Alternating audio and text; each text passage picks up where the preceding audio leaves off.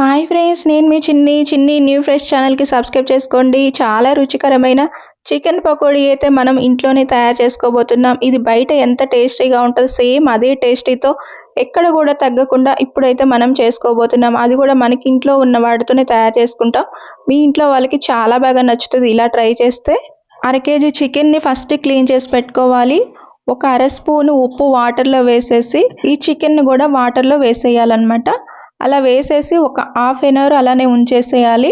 Half an hour తర్వాత చికెన్ని తీసి స్ట్రైనర్లో వేసేసుకోవాలి. ఆ వాటర్ అంతా కూడా పోయేంత వరకు అలానే ఉంచేసి అలా రెడీ చేసుకున్న ఈ చికెన్లోకి ఒక స్పూన్ కారం, ఒక స్పూన్ ఉప్పు, ఒక స్పూన్ అల్లం వెల్లుల్లి పేస్ట్, ఒక స్పూన్ ధనియాల పౌడర్, అర స్పూన్ గరం మసాలా, అర స్పూన్ జీరా పౌడర్, ఒక స్పూన్ చికెన్ మసాలా, 2 స్పూన్లు కార్న్ఫ్లవర్, ఒక స్పూను రైస్ ఫ్లోర్, కొత్తిమీర ఒక పావు కప్పు, పసుపు ఒక చిటికెడు, ఒక స్పూన్ నిమ్మరసం, ఒక స్పూన్ ఆయిల్, ఇవన్నీ వేసేసుకొని ఇలా కలుపుకుంటూ ఉంటే మనకి ఈ చికెన్ అనేది మొత్తం కూడా ఈ మసాలాలో కూడా పట్టేస్తాయి. దానికి చికెన్ పకోడీ చేసుకునేటప్పుడు మనం చికెన్ అనేది మంచి చికెన్ అనేది తీసుకోవాలన్నమాట.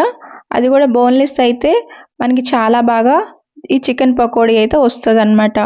ఇలా కొంచెం వాటర్ పోసుకొని కూడా దీన్ని బాగా మిక్స్ చేసుకోవాలి ఇలానే. ఇప్పుడు దీన్ని ఒక 1 అవర్ లేదా 2 అవర్స్ అయితే ఫ్రిడ్జ్లో పెట్టుకుందాం. చూస్తున్నారు కదా, ఇప్పుడు మనం ఇది ఫ్రిడ్జ్లో పెట్టుకొని తీసేస్తామన్నమాట.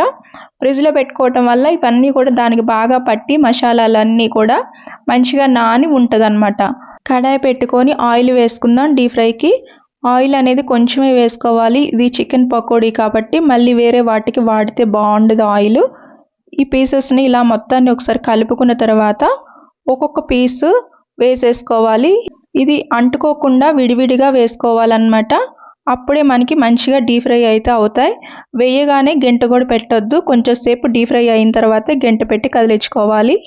ఈ ప్రాసెస్ అంతా చూసి మీరు కూడా ట్రై చేయండి. ఇంట్లో సూపర్గా మనకి చికెన్ పకోడీ అయితే రెడీ అవుతుంది అన్నమాట.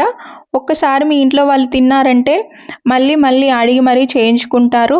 అది కూడా మనకి ఇంట్లో ఉండే వాటితోనే ఇలా తయారు చేసుకుంటే మాత్రం మనం బయటికి వెళ్ళి తెచ్చుకోకుండానే ఈ చికెన్ పకోడీ అనేది మనకి ఇంట్లోనే ఈజీగా రెడీ అయిపోతుంది.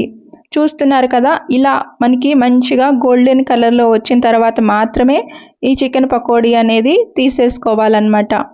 చూసారు కదా, చాలా సింపుల్గా మనకి చికెన్ పకోడీ అయితే రెడీ అయిపోయింది. చాలా కలర్ఫుల్గా నోరూరించేలాగా చాలా బాగుంది. ఈ స్మెల్ కూడా చికెన్ పకోడీ స్మెల్ కూడా చాలా బాగుంటుంది. అది ఒక్కసారి మీరు ట్రై చేశారంటే ప్రతిసారి మీరు ట్రై చేస్తారనమాట. ఇలా పైన నిమ్మకాయ పిండుకుంటే ఈ రసం అనేది దాంట్లోకి వచ్చి పుల్లగా చాలా టేస్టీగా ఉంటుంది. అలానే చికెన్ పకోడీ ఆనియన్స్తో సూపర్ టేస్ట్ అయితే ఉంటుంది.